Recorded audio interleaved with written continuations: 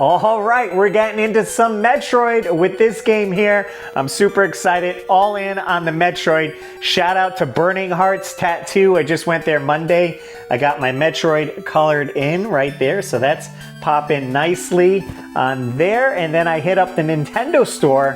Metroid Prime 4 just came on. I picked this up on the Nintendo Switch.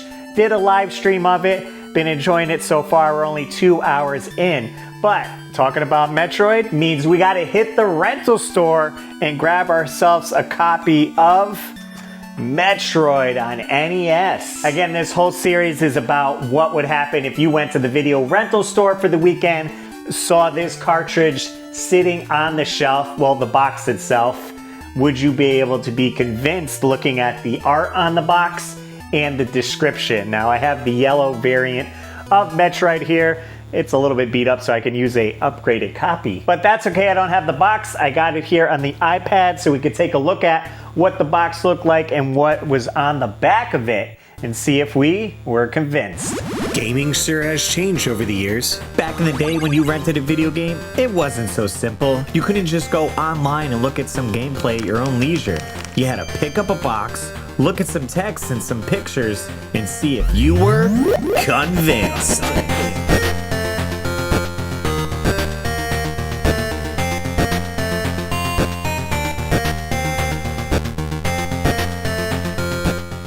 All right, so looking at it right off the bat, it's got a nice, simple design. This is showing the gameplay very similar to the black box titles on NES.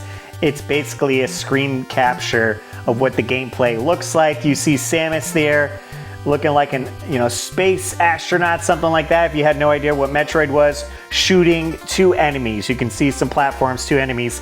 And it does have this little password pack on the top there. So that could be very pivotal, letting you know if you want to rent this game. Because as you know, if there were save files on the game and you took the game home for the weekend, played it, saved it, by the time you get it next weekend, someone saved over your game already. So having a password, you could write your own password down and this way pick up where you left off. So I think that's pretty cool for a rental title. And it does have a little icon down at the bottom that says Adventure Series. So this way, if you enjoyed those types of games, you know it was part of that. There's one that were puzzles, platforms, stuff like that. So looking for an adventure? Boom, Metroid. So hopefully this box here maybe drew your attention to it. You want to pick it up and then turn it over. And let's see what it said on the back of the box. Metroid, it's you against evil Mother Brain in the thrilling battle of Metroid! You're inside the fortress Planet Zebes, the planet of endless secret passageways, where the Metroid are multiplying.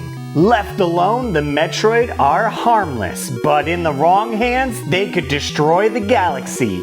It's up to you to prevent the Mother Brain that controls Zebes from using the Metroid for evil purpose. But that won't be easy. You'll have to use your spacesuit to absorb valuable energy for your search to gain the use of power items like Ice Beam, Wave Beam, High Jump Boots, and Varia. If you survive, it will be you and your acquired powers against Mother Brain.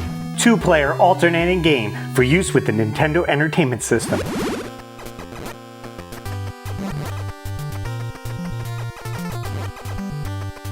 Yeah, I don't know why 2-player alternating game. I'm not sure what that's all about. I guess they were just trying to push, maybe more people to get it if they saw a 2-player action, maybe like a parent or something like that. But it's a 1-player game. You could just hand the controller off, I guess.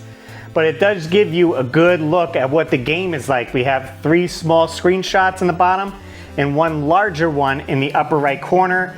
Shows Samus shooting her beam there, and you can see 2 enemies on screen. Maybe a little bit of lava on the bottom down there. And then the other screenshots right below, you see another area with more lava, 2 new enemies there. I do like that they vary the locations. You got your lava level, then it's more of a blue cool cavern that Samus is in, and then something more maybe industrial with this metal tones but it gives you a good look at what the enemies are and the gameplay could look like. So I think they chose some great shots right there for the gameplay. And guys, let me know, did you rent this one at the video rental store back in the day? Looking at the shelf, bringing it home, having that password system. Do you guys have any of the passwords saved somewhere? Justin Bailey, we all know about that one as well. You could start with a different suit, but this was ages before that, hitting the video rental store and seeing this on the shelf. I think the simplicity of the box right there really stands out amongst some of the other boxes that you see on the NES. It just kind of grabs your attention with this, a lot of gray, but then shows you that gameplay and bam, Metroid in that nice bright orange font right there. And this was long before Metroid was the monster series that it is now, you know, the original game on the NES.